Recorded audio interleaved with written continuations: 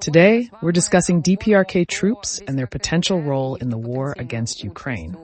Notably, the Pentagon has finally acknowledged the presence of North Korean military in Russia.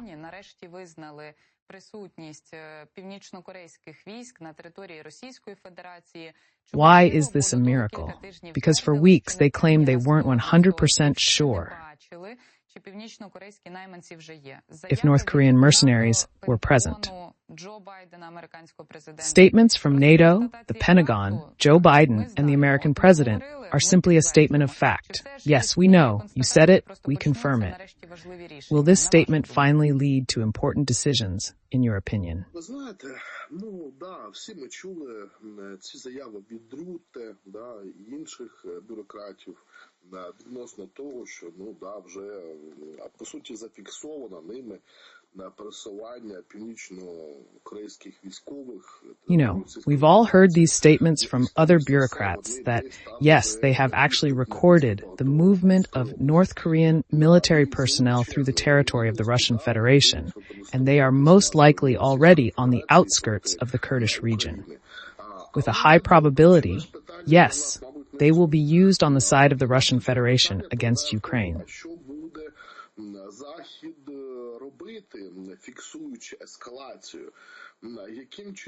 But the key question for us, perhaps, is not this.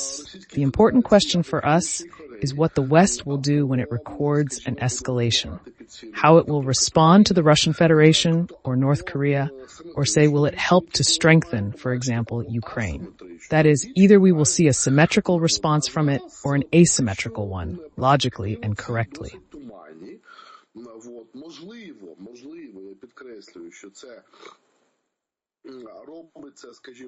And now these prospects are rather vague. Perhaps I am emphasizing that this is done, let's say, to make the response unexpected for both the Russian Federation and North Korea. But in fact, these statements that if the North Koreans go to war against Ukraine with this, let's say, rather limited contingent, they will remove all political restrictions, including the use of Western weapons deep into the territory of the Russian Federation. If this were to happen, I would actually be very happy about it, because as Budanov, our president, Rutte, and even Joe Biden have already said, we can expect North Koreans very soon. But another question.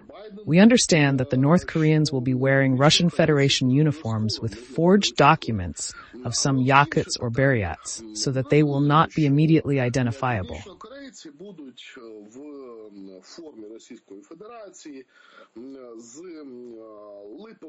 Only in the formats in which they surrender will they really be identified. And by the way, the South Koreans are saying that they will send their respective mission to record the presence of North Korean troops to assist in the interrogation of POWs. Ідентифікувати, і про це, до речі, кажуть південнокорейці, що вони сюди направлять свою відповідну місію для того, щоб зафіксувати наявність північно-корейських військ, для того, щоб допомагати в проведенні... And after that, South Korea will be able to somehow finally confirm this and will find ways to further respond to help Ukraine. This is one aspect. The second aspect, what if Putin used them exclusively in the Kursk region, in an area where he does not have enough troops? We see that, in principle, 2 months have passed, and only 2 months later did the Kremlin begin to make its first efforts to deoccupy the Kursk region. What does this say? It says that the Russian Federation is weak, which is absolutely obvious, because they have neither sufficient equipment to, work in another direction, nor manpower. And now, in fact, this manpower will be specifically used from North Korea. Про слабкість Російської Федерації це абсолютно очевидно. В них немає ні техніки в достатній кількості для того, щоб на іншому напрямку працювати ні живо. Moreover, they were looking for a bilateral international treaty with North Korea, realizing the fake nature of this story, but they still had a legal basis, and that the two sides will defend each other from aggression, respectively. Нормативно вони підкріпилися. І от про те, що дві сторони будуть захищати один одного від відповідно агресії. That is, this agreement does not even legally provide for North Korean troops to participate in an occupation war against Ukraine. Now, does this agreement provide for, say, the use of North Korean troops on the territory of the Russian Federation in Kursk? I think yes, it does. And in principle, this can be a fairly legitimate goal within the framework of this bilateral international agreement. Ціллю в межах цієї двосторонньої міжнародної угоди. Тобто це, знаєте, як Російська Федерація зреалізувала певний такий допороговий вплив. This is, how the Russian Federation has realized a certain sub-threshold influence. We will see, of course, whether they will be used on the territory of Ukraine. But I think that at the first stage, in any case, they will be used in the Kursk region. Moreover, you know what the point is. The North Koreans don't speak Russian. It's quite obvious. And they won't be able to fill them up there. The units that need replenishment, in any case. That is, they will not be able to be smeared along the front in some thin layer. They will need to be given a separate task in a separate direction, something like special forces, but only of a more massive nature and content. Because again, how will at least basic coordination between the Russian military and the North Korean military take place?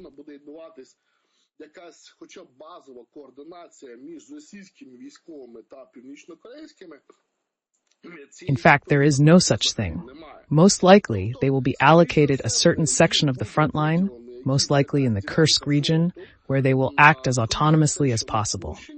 And the risks of using them, let's say in the Donetsk region, are very high, because they can get out of sync and in the end do more harm than good.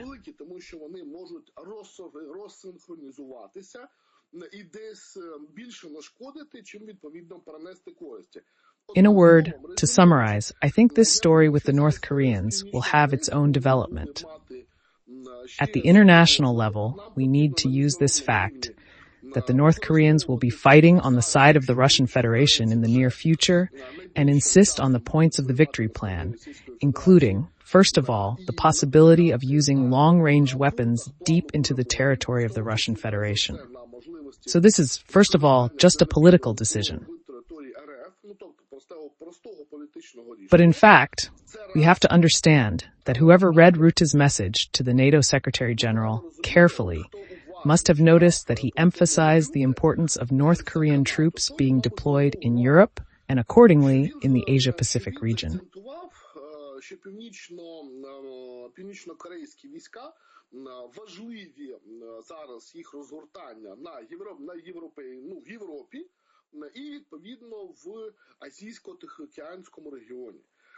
That is, he meant that the Russian Federation should somehow pay for the North Korean military contingent.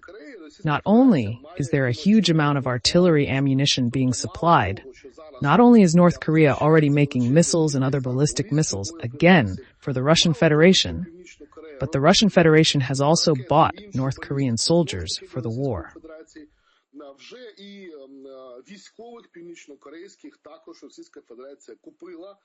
And here it is important what the Russian Federation pays with, whether it is, say, only food, money, opportunities to circumvent sanctions, or much worse, whether it is military technology and bringing to fruition North Korea's main priority, the creation of a nuclear triad there. Чи це військові технології і доведення до розуму основного пріоритету Північної Кореї – це створення там ядерної тріади. So here, in fact, the United States and NATO are looking at North Korea itself with great concern, because if they strengthen in sufficient numbers now, at the expense of the Russian Federation, they can create huge problems for the allies and partners of the United States in the region, especially Japan, South Korea, and Australia. скажімо так, союзникам та партнерам Сполучених Штатів в цьому регіоні. Це перш за все Японія, Південна Корея і Австралія. And there is also a situation that is exacerbated by the exercises, very serious exercises that took place around Taiwan. That is, some kind of joint special operation between China and North Korea may be planned now, both in terms of escalation against Western partners and in terms of so-called unification. Як по відповідній ескалації на партнерів Заходу, так і по об'єднанню так званому Китаю. Xi Jinping's goals, which were accordingly in his political priorities when he last ran for the position of China's leader.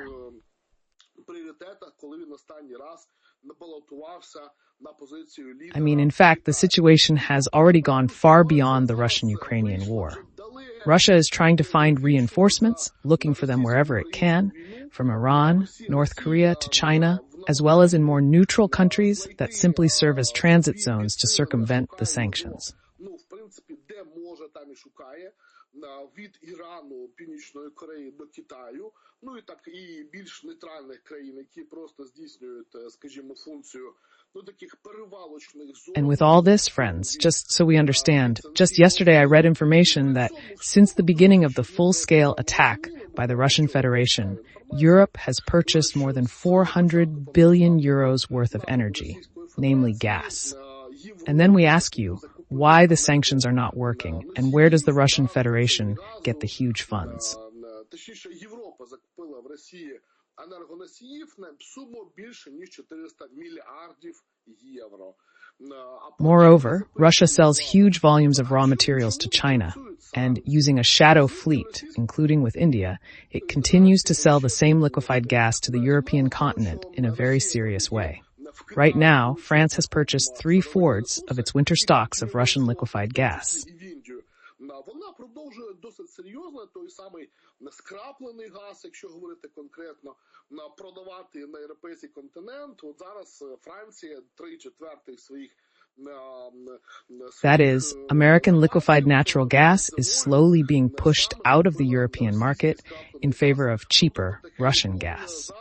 Well, this policy of double standards, this policy of war somewhere else, and we will slowly trade with the Russian Federation, actually leads to the fact that the Russian Federation is now the largest destructive element in the world.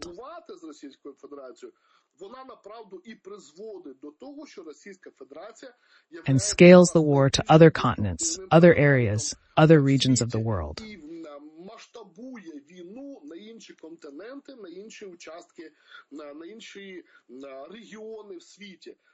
Today, Russian influence is growing in the Middle East, and unfortunately, Russian influence is spreading in Central Asia.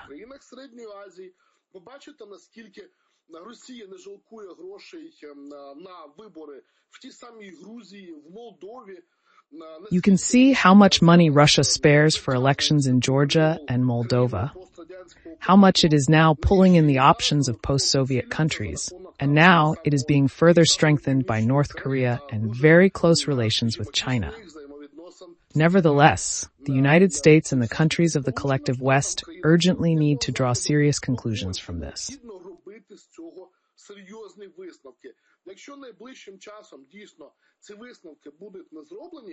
If these conclusions are not drawn in the near future, then this, say, anti-Western coalition of countries of the global South will be further formalized and strengthened, and we can basically forget about the role of some kind of U.S. hegemony. Frankly speaking, now that experts are evaluating the candidacies of even Kamala Harris, зараз, коли експерти оцінюють кандидатури хоч Камали Харріс, хоч Трампа, хоч навіть Джо Байдена, якби він балотувався.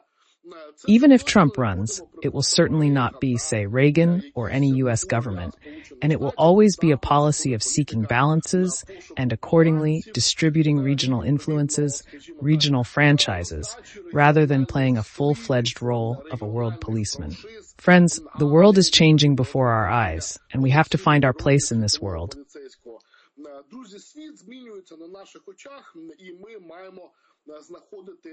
Rather than focusing on some old trends. In line with your opinion, Oleksiy, And considering your advice, I think we should address the Western world, which has only commented on the situation and is slow to act for its own safety. In particular, the rearmament in Europe, which is planned until 2027, is an interesting path they have chosen. Expanding on DPRK troops in Russia, preliminary information suggests the Russian dictator is concentrating North Korean mercenaries in the Kursk region. The fact that DPRK troops may enter the war on the territory of the Russian Federation, and Putin and Yakimchin signed a kind of agreement on cooperation, on mutual protection, let's call it that, does it change the situation? That is, will the Allies again hesitate before helping and before giving permission? For long-range weapons into the depths of the Russian Federation. And this was done precisely to make the United States and our Western partners hesitate. That is, behind this bureaucratic veil, the Russian Federation is, in fact, publicly trying to reduce the level of escalation that the West is talking about. In reality, we are well aware that the level of escalation is not decreasing in any way. But normatively, at the level of rhetoric, at the level of political statements on international platforms, of course this issue is beginning to be discussed.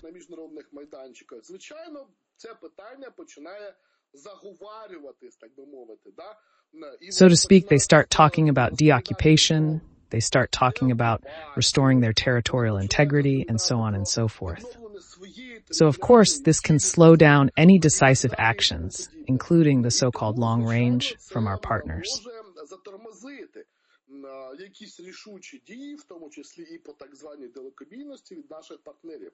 Але от чому я з вами абсолютно згоден, це про те, що саме європейським країнам... But what I absolutely agree with you about is that European countries need to, let's say, turn their heads less towards the overseas partner of the United States, which has always provided a security component on the European continent.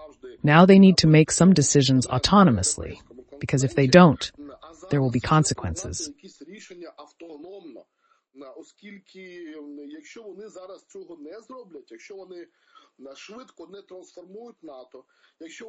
If they do not quickly transform NATO, if they do not quickly transform the European Union, if they do not implement France's initiative to create a European army, they may, let's face it, simply lose their geopolitical subjectivity as a serious regional player called the European Union. Як серйозного регіонального гравця під назвою Європейський Союз.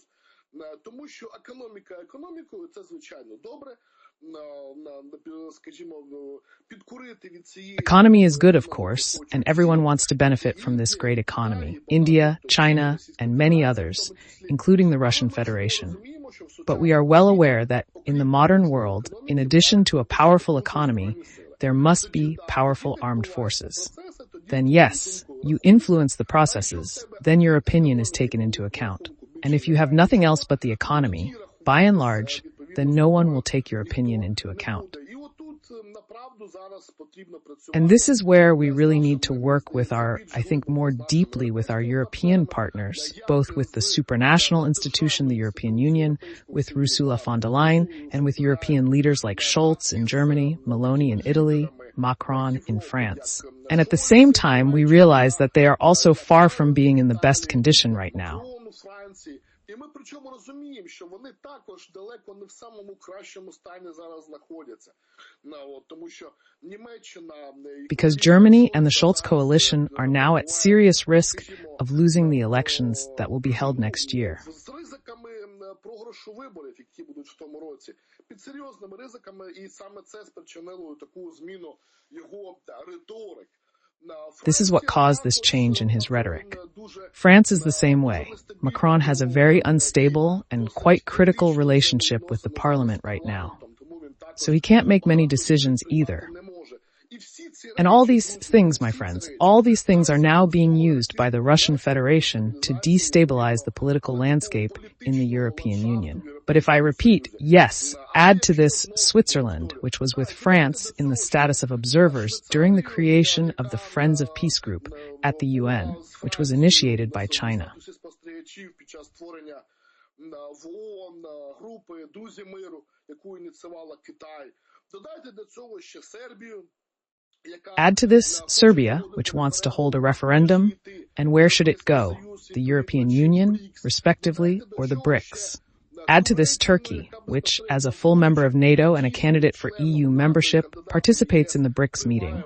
In other words, the European Union and European countries have probably never experienced such destabilization in their history. За свою історію. І тут, знову ж таки, перед ними стоїть екзистенційний вибір. Або вони And here again, they face an existential choice. Either they get together and make fundamental decisions about how they will continue to live and realize their geopolitical interests, or they simply go with the flow and become, say, fodder for more serious and determined players. And here we need to keep our finger on the pulse very clearly in order to correctly define our geopolitical interests. Для того, щоб правильно визначати свої геополітичні пріоритети. Well, because we should understand that one thing is clear. Our Constitution, of course, enshrines the path to the EU and NATO, and this is very good. I am deeply convinced that after their reform, these will be really powerful, mobile, and high-quality structures. But perhaps now we need to go in parallel on the path of bilateral and trilateral regional agreements like Turkey and Azerbaijan with those allies who are really ready to lend us a shoulder in the war against the Russian Federation, which is also being strengthened, as we see, by China, Iran, North Korea, and other countries. Betting, on wealthy but not so decisive partners may at some point be a losing bet. In short, we also need to shake our heads as often and as efficiently as possible while sitting in the cockpit of this airplane, because our self-preservation may lie in this. І, так мовити, якісно крутити головою. В цьому може наполягати наше самозбереження.